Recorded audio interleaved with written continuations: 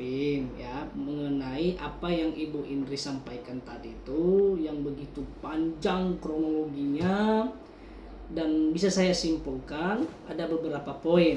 Yang pertama, kita berdasarkan pada ADART, junto dengan SOP regulasi tambahan ya yang telah dibuat atau yang telah diikutin selama ini. Itu yang pertama. Yang kedua, menyangkut tentang suatu ketidakadilan yang didapatkan oleh teman-teman semua ya. Kalau kita berdasarkan dengan aturan yang ada di dalam surat tersebut tadi, jadwalnya itu kan sudah sangat jelas. Siapa yang buat, siapa yang tanda tanganin. Ya, ada tadi saya lihat ada ketua dan ada sekretaris ya di dalam pencalonan sebagai panmus. Pengurus. Ya, pengurus. Ya.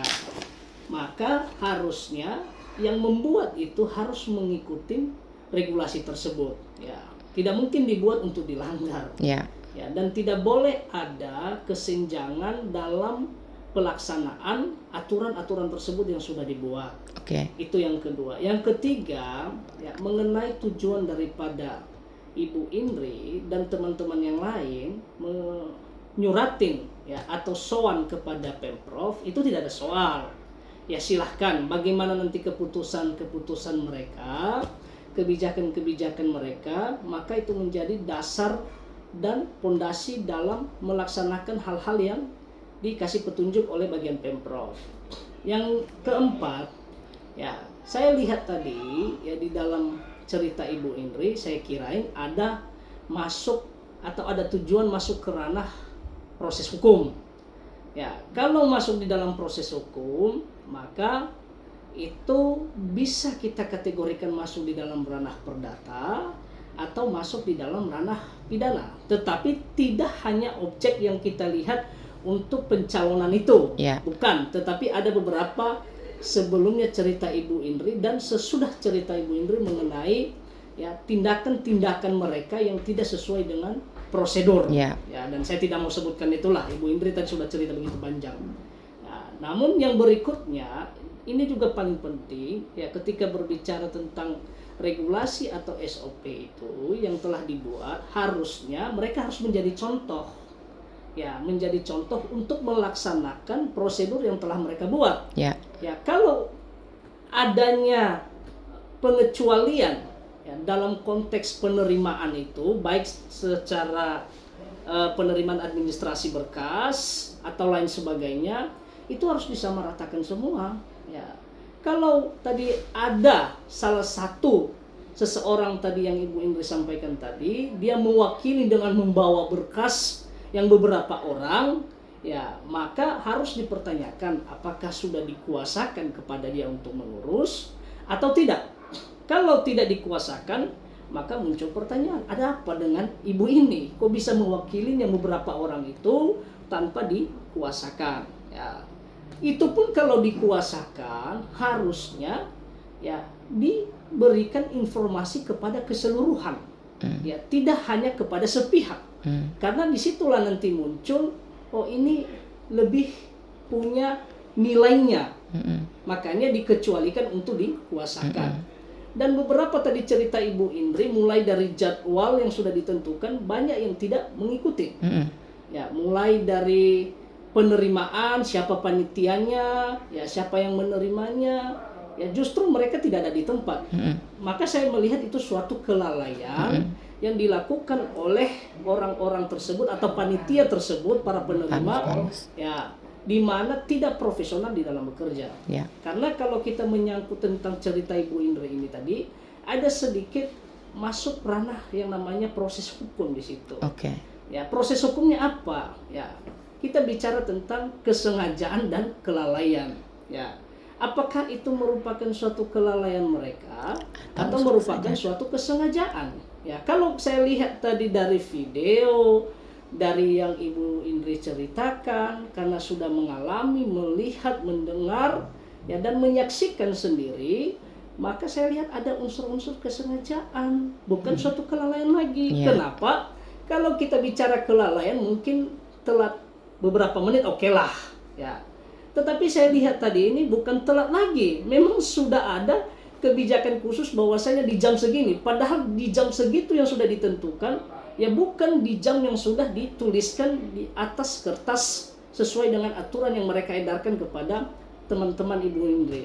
Ya. Maka itulah munculnya suatu kesengajaan. Maka kalau kita bicara kesengajaan ini, apakah kesengajaan yang sudah disetting atau kesengajaan karena situasi dan kondisi pada saat itu? Ya, tetapi semuanya sama-sama kesengajaan. Tetapi motifnya membuat suatu kesengajaan, nah itu yang harus dijejakin. Makanya langkah untuk ke Pemprov itu tepat dan benar untuk melapor atau mengadu ke sana supaya teman-teman semua yang 5 orang itu mendapatkan keadilan, supaya tidak adanya suatu ketidakadilan ya di dalam hal-hal sekecil seperti yang telah terjadi ini. Ya, mungkin itu saja sih Bu Indo ya. Oke, Pak.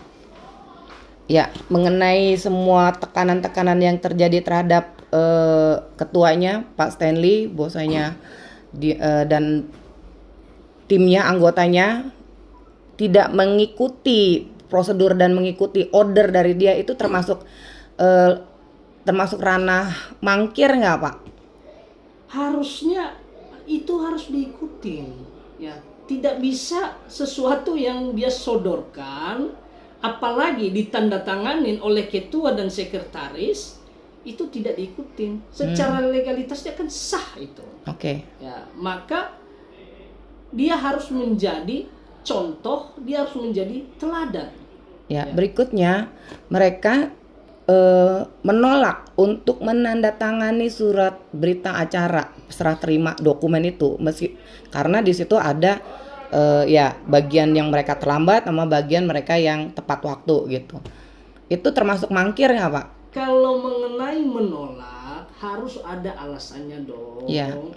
Ya mungkin alasannya 1, 2, 3 sampai 10 misalnya, yang bisa menguatkan ya argumentasi mereka supaya meyakinkan kita memang layak untuk ditolak. Ya. Tapi kalau tidak ada alasan atau argumentasi baik secara regulasi yang sudah dibuat atau ada kebijakan-kebijakan khusus, ya maka tidak boleh.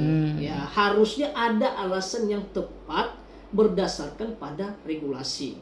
Karena ini semua dilakukan kan berdasarkan regulasi. Iya, Pak. Bukan berdasarkan suka-suka Ibu Indri, suka-suka yang lain. Betul. Ya, dan ini harus berdasarkan regulasi terutama pada ADART yang ada. Oke. Begitu, Bu Indri. Mereka kalau ini meeting kalau sudah kalah, misalkan mereka merasa wah udah mentok gitu, mereka akhirnya langsung hantem dengan ADART, ada di dalam ADART pooling, Pak. Jadi mereka ayo udah pooling aja, siapa yang paling banyak suaranya itu yang jadi gitu. Menurut Bapak dengan kondisi dan situasi seperti ini yang dimana 5 dokumen sebenarnya sudah sah gitu kan, sesuai dengan administrasi pengumpulan dokumen ya sesuai dengan yang diarahkan dalam surat edaran. Amat dokumen-dokumen yang terlambat itu, untuk supaya dokumen yang terlambat itu tetap masuk, mereka pakai sistem pooling, apakah bisa disahkan, Pak? Begini ya, ADART merupakan suatu aturan. Ya. Tapi di dalam ADART juga harus memastikan adanya nilai-nilai keadilan dan kemanfaatan suatu isi daripada ADART itu. Oke. Ya. Kalau berbicara tentang ini mengambil kesempatan dalam kesempitan karena ada tertulis di dalam ADART, bukan berarti ya menyimpang ya nilai-nilai kemanfaatan ADART itu kepada keseluruhan di situ juga. Oke. Ya, maka harusnya ya ini tidak boleh dijadikan sebagai senjata ya untuk memutuskan sesuatu ya tanpa adanya suatu nilai-nilai kemanfaatan kepada warga sekitar di situ atau warga yang tinggal di situ. Ya, ini kan kita berbicara kemanusiaan. Yeah. Kalau mau pintar-pintaran, ya berarti kan kemanfaatan ADART itu tidak dimiliki oleh warga yang ada di situ. Iya, di pihak sana. Ya, makanya ya membuat suatu ADART itu hampir sama ketika kita membuat suatu peraturan perundang-undangan. Siap. Harus memperhatikan nilai-nilai kepastiannya di situ, kemanfaatan daripada isi ADART, dan ketika terwujud ada nggak keadilannya. Ya. Ya kalau seperti begitu seakan-akan Ya, yang mereka lakukan itu mencoba untuk mengkriminalisasi hak-hak daripada warga di situ atau melakukan kesewenang-wenangan mereka. Nggak boleh seperti begitu, Bu Oke, Indri. siap. Saya Ya. jelas sekali. Terima kasih, Pak. Ini yang saya mau Sama-sama. dengar, Pak. Nanti kalau saya butuh bantuan, saya datang ke Bapak lagi ya, Pak Oh, ya. silakan. Saya akan undang bapak-bapak yang itu 5 calon itu untuk berkenalan Boleh, juga boleh, dengan boleh, Bapak. boleh. Oke, Pak. Ya, Makasih. sama-sama.